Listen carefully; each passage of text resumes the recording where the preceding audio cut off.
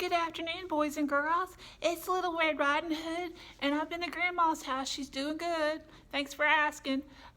She wanted me to remind you it's not too late to sign up for summer reading at www.mccpl.lib.al.us. And don't forget to comment in the comments below how many adults and how many children are watching to help us with our stats. We're reading Pay Attention Carter Jones by Gary D. Schmidt. We're on chapter 10 today. And yesterday we had the everybody stopped what they were doing at Longfellow Middle School to see that the butler, Mr. Fitzpatrick, and Billy Cole and Master Carter Jones, they're all learning how to play cricket. But they're doing it in the middle of the pride and joy of the school's property. The high school football field, which is very delicately taken care of. So let's see what happens in chapter 10, The Wicket Keeper. Are we ready to get started? I know I am. All right. Chapter 10, The Wicket Keeper. The wicket keeper plays behind the batsman in the wicket to catch the balls that the batsman misses. He stands closer to the farther from the wicket depending upon the speed of the bowler. He wears protective gloves, the only fielder to do so. Billy was still standing by the other wicket. I thought I heard him whimper from 22 yards away. The 8th grader varsity cross-country team would reach him first. Place the bells on the stumps, please, said the butler. I did. The butler rummaged again in the case. He pulled out the red ball and tossed it lightly up and down in his hand. He looked at Billy. Now, young Master Williams, it is my role to bowl this ball, bouncing it once, so that it hits your wicket, knocking it off the bells. It is your role to defend your wicket, batting the ball away so that it reaches into this area around the pitch. You will then run to the wicket behind me. No, young Master Carter, this one, to score 1 run. If you can make it back to where you started, you will score 2 runs. He had another batsman working with you. He would start at the stumps behind me, and you would cross over and trade places with each run, together scoring runs until such time as Master Carter, who will represent the entire fielding team, had retrieved the ball and brought it in. Do you understand? Billy Colt nodded, but I doubt he understood a single thing. Do you understand? The butler said to me. I nodded too, but I really didn't understand a single thing. The 8th grade varsity cross-country team had grouped behind Billy Cole. They watched their coach walk 22 yards towards us. Now, I was sure Billy was whimpering. The butler turned back to Billy. Young Master William, you're rather anxious. Expression suggests that there are some elements of the game that yet seem unclear. Billy nodded again. The butler turned back to me. Perhaps it would be best if you took the bat first, young Master Carter. I looked at the butler. I looked at the 8th grade varsity cross-country team coach coming towards us. I looked at the 8th grade varsity cross-country team gathered around Billy Colt at the wicket. He was supposed to defend to the death. What? I said. Inform young Master William that he will field at point. Okay, I said. And perhaps the sculling gentleman advancing with such purpose will be a wicket-keeper. The scowling gentleman advancing with such purpose did not look at all like he wanted to be a wicket-keeper.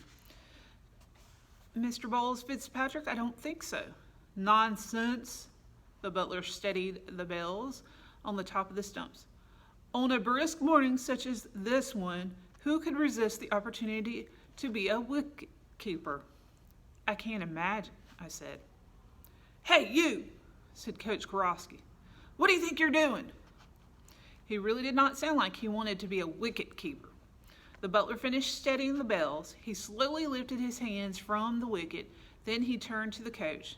At the moment, he said, I am preparing to play one of the world's most elegant sports. Equally, I am hoping you might be a wicket keeper. This stopped Coach Karofsky. Excuse me? He said.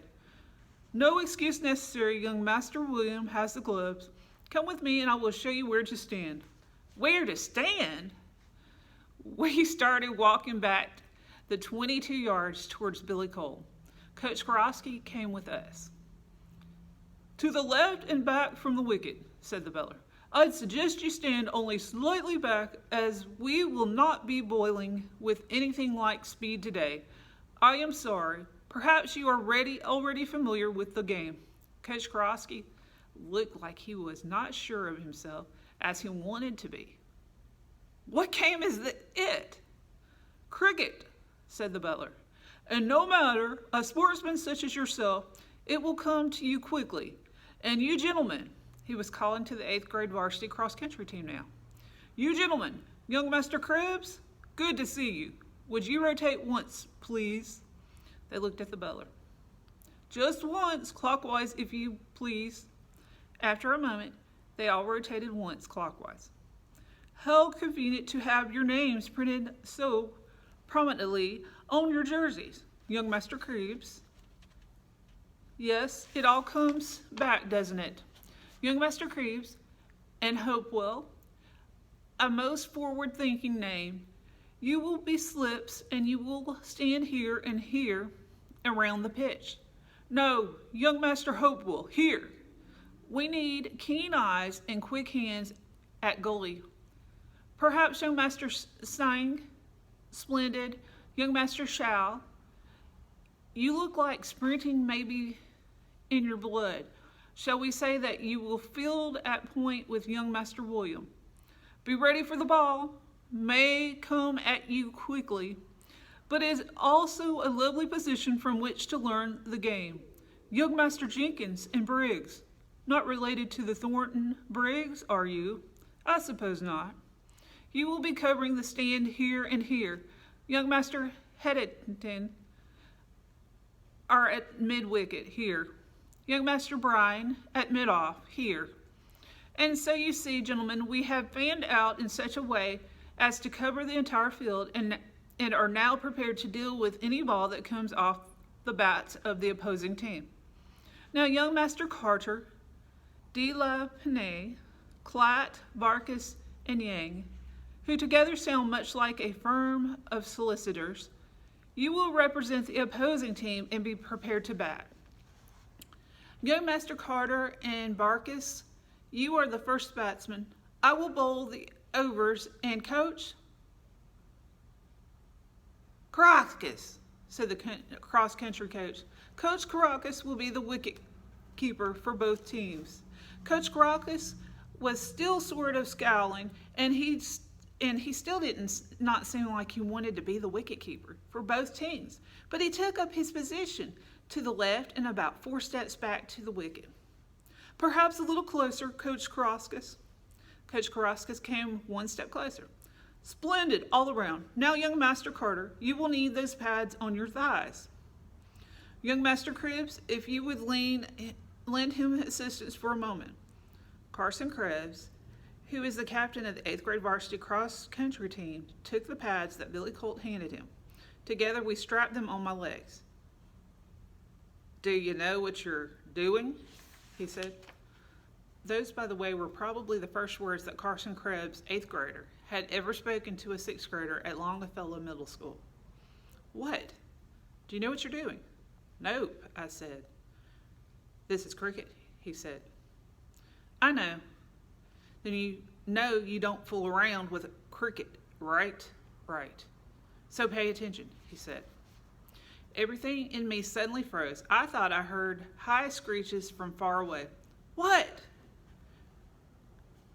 Cricket is serious. Pay attention. And while they are negotiating the pads, said the butler, let me instruct you all in your duties. And he did. One by one, goalie and slips and covers, and the mid-wicket and the point fielder and the mid-off and even the wicket-keeper.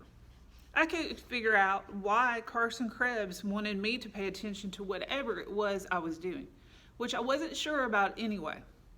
So how would I even know if I messed up? And what did he care?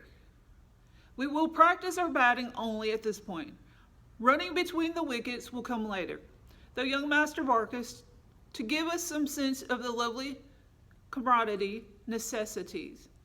By this game, perhaps you would take your place at the wicket behind me, imagining a run across the pitch if young Master Carter were to strike well. Okay, Barkis said, even though I don't think he knew what he was doing either. The butler walked toward the other wicket, then turned. Young Master Carter, are you ready? He called. He's ready, said Carson Krebs. No, I wasn't. How about if Barkis goes first? I said. You've already got the pads on, said Krebs. I turned back to the butler. I held the bat up. I could still smell the linseed oil. All right then, said the butler. Right straight, young Master Carter. Straight, not bent.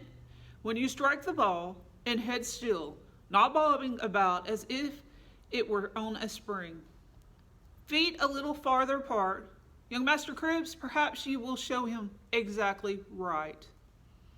The butler turned to the 8th grader varsity cross country team. Remember, a keen eye. You are either catching the ball or racing to the boundary, which we will defend as your sidelines for the sake of convenience, to retrieve the ball and throw it back to the bowler or the wicket keeper. Soft hands all around, and as I run in to deliver the ball, you would all do well to take 1 or 2 steps towards the batsman. This is not meant to intimidate as much as it is meant to show you your active awareness. You got all that? Hollered Coach Gorosky. The whole 8th grade varsity cross-country team nodded. Pay attention, called Carson Krebs.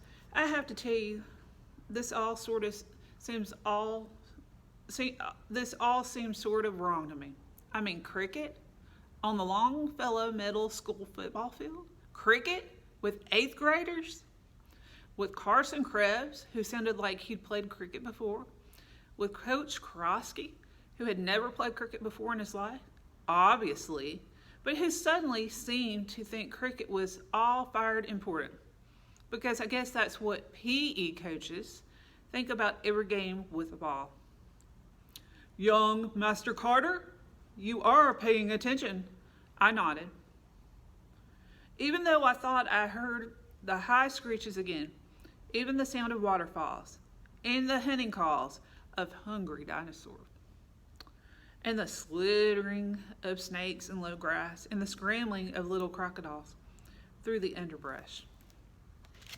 And that is the end of chapter 10, and we'll read chapter 11 tomorrow, which is an ending. So to sum it all up, Master Carter and now the varsity 8th grade team is out there on the football field, and they're all learning how to play cricket. What do you think is going to happen? Leave in the comments what you think is going to happen. Now I'm headed back to Grandma's house, and I'll see y'all tomorrow at 4 o'clock. Don't forget, we're still providing curbside service Monday through Friday, 8 to 5, and you're more than welcome to pick up the phone, call, say, I want this book, and we check it out to you, put it in a bag, and put it on the bench that says, don't let the pigeons drive the bus, and we'll be more than happy to help you out there. And if you're wanting to return books, there's a book drop near the side of the building towards the back, and you can put them in there, and we'll get them as soon as we get here on Monday morning. Thank you so much for tuning in, and see you again tomorrow, which will be Saturday at 4 p.m. Thank you.